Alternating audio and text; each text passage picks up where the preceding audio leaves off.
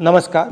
आज मैं एक बहुत ज़रूरी मुद्दे पे आपसे बात करना चाहता हूँ। ये हर देशवासी के लिए ज़रूरी है, मगर पिछड़ा वर्ग, दलित, आदिवासी महिलाओं के लिए ये सबसे ज़रूरी मुद्दा है।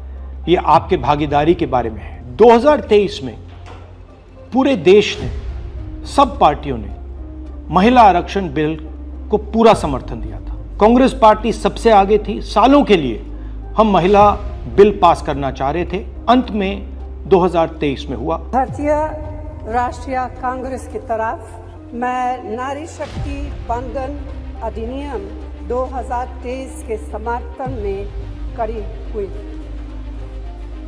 भारतीय राष्ट्रीय कांग्रेस की मांग कि यह बिल फौरन अमल में लाया जाए। 2018 में मैंने प्रधानमंत्री को यह चिट्ठी लिखी। इसमें साफ लिखा है कि महिला आरक्षण को जल्दी से जल्दी इंप्लीमेंट किया जाए। यहां मैंने कहा है कि 2019 में महिला आरक्षण इंप्लीमेंट हो जाना चाहिए। उसके बाद 2023 में मैंने भाषण दिया, पार्लियामेंट हाउस में भाषण दिया, अनेक भाषण दिए, जिसमें मैंने कहा कि महिला आरक्षण देश के लिए जरूरी है और जल्दी से जल्दी इंप्लीमेंट हो जाना चाहिए।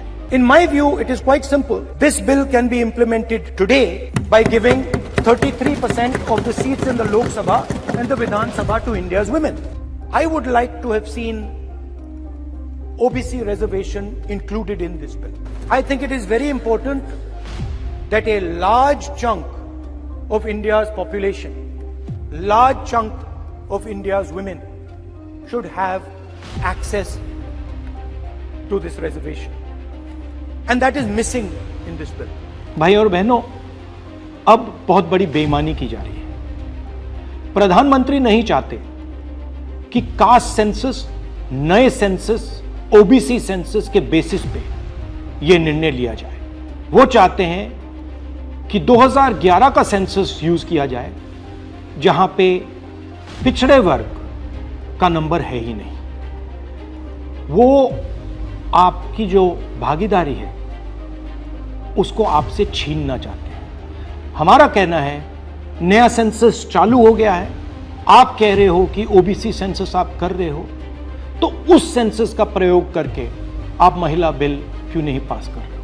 हमारा जो विजन है एक बिल्कुल नया डेवलपमेंट का, विकास का पैराडाइम हम कास्ट सेंसस के माध्यम से लाना चाहते हैं। और हम सेंट्रल सवाल पूछ रहे हैं कि चाहे ओबीसीज हों, दलित्स हों, आदिवासी हों, उनकी देश में कितनी भागीदारी है। नरेंद्र मोदी, आरएसएस और बीजेपी घबरा गए हैं क्योंकि कास्ट सेंसस का डेटा आना शुरू हो गया है और उनको मालूम पड़ रहा है कि पिछड़ों की देश में सचमुच कितनी आबादी है। वो नहीं चाहते कि आपको अपनी सच्ची आबादी के बेसिस पर भागीदारी मिले। ये सिर्फ पिछड़े वर्ग के खिलाफ नहीं है, ये एंटी नेशनल एक्टिविटी की जा रही है, क्योंकि पिछड़ा वर्ग 50% है, उसको भागीदारी मिलनी चाहिए और प्रधानमंत्री आपकी भागीदारी आपसे छीन रहे हैं और आपको झूठ बोलने की कोशिश कर रहे हैं। इनका जो प्रपोजल है इसमें एक और बहुत खतरनाक चीज हो रही है। The government has unveiled a sweeping delimitation bill 2026 proposing a massive expansion of India's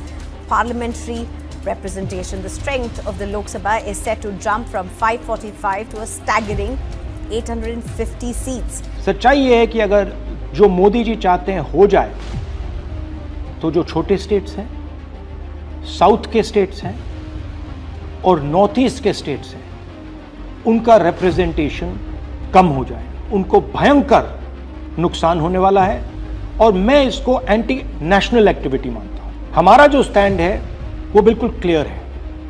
अगर आपको करना है तो ओबीसी सेंसस का जो डेटा है उसके बेसिस पे कीजिए, 2026 के सेंसस के बेसिस पे कीजिए, 2011 के सेंसस के बेसिस पे मत कीजिए, क्योंकि उसमें ओबीसी का, पिछड़े वर्ग का कोई डेटा नहीं है। और अगर आप सचमुच में वुमेन्स बिल इंप्लीमेंट करना चाहते हो तो आपके पास वुमेन्स बिल पड़ा हुआ है, उसको आप इंप्लीमेंट कीजिए, हम आपको पूरा समर्थन देंगे। मगर पिछड़े वर्ग, सदर्न स्टेट्स, छोटे स्टेट्स के खिलाफ हम आपको काम नहीं करने देंगे। मोदी जी, मैं समझता हूं कि आप देश को मैसेज देना चाहते हो कि आप प्रो वुमेन हो। मैं जानता हूं कि आप एप्स्टीन फाइल से घबराए हुए हो।